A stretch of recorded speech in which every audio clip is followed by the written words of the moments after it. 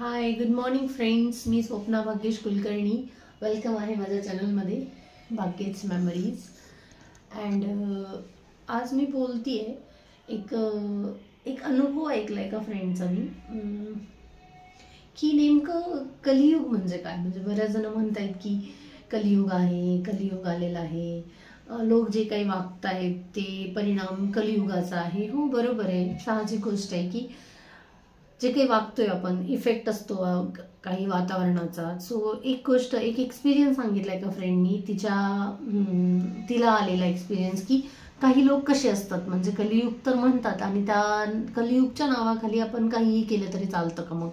So एक तिने experience सांगितलेला की तिची ओळखीची एक फ्रेंड होती आणि तिच्या फ्रेंडच्या आईसोबत काय झालं.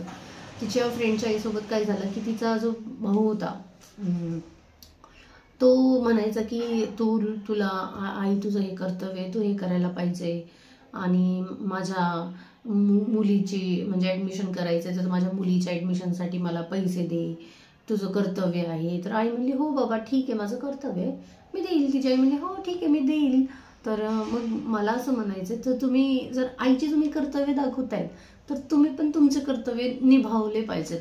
म्हणजे तर मग तिने सांगितलं की तिच्या मैत्रिणीचा जो भाऊ आहे तो म्हणजे त्याची आई वेगळं राहायची आणि त्याची जी बायको आहे म्हणजे त्या आईची म्हणजे त्या लेडीची सून, ती त्यांना 2 टाइमची भाकर सुद्धा नाही द्यायची.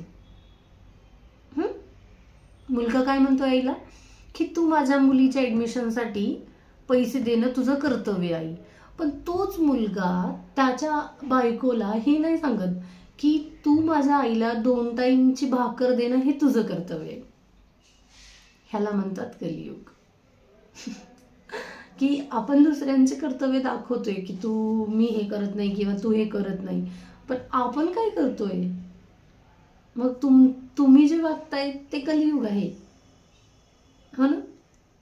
म्हणजे आपलं वागणं हे कलियुगाचा इफेक्ट आहे आणि जे काही आपल्या आजूबाजूचे व्यक्ती आहेत त्यांनी असं नाही वागायला पाहिजे असं वाटतं आपल्याला.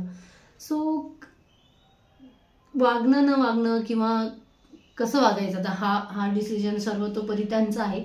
पण ऐकलेला अनुभव आहे असा की म्हणजे तुम्ही जर दुसऱ्यांचे कर्तव्य दाखवतायत तर तुमचे पण काही कर्तव्य असतात आयुष्यामध्ये.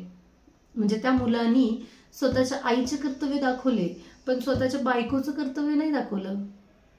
की बाई तू एक सून आहेस, बाई तुझं पण कर्तव्य बनतं. जर तुझी सासू, तुझी आई म्हातारी आहे, माझी आई म्हातारी आहे, तुझी सासू म्हातारी आहे, सो तुझं कर्तव्य होतं आणि कर्तव्य आहे की तू त्या म्हाताऱ्या बाईला 2 टाइमची भाकरी द्यायला पाहिजे. सो बोलायची हीच गोष्ट आहे. म्हणजे मला बोलायचं एवढंच आहे की जर तो व्यक्ती त्याच्या आईचे कर्तव्य दाखवतोय तर त्या व्यक्तीने त्याच्या बायकोला पण कर्तव्य दाखवायला पाहिजे. पटतंय का? कडू आहे पण हेच सत्य आहे.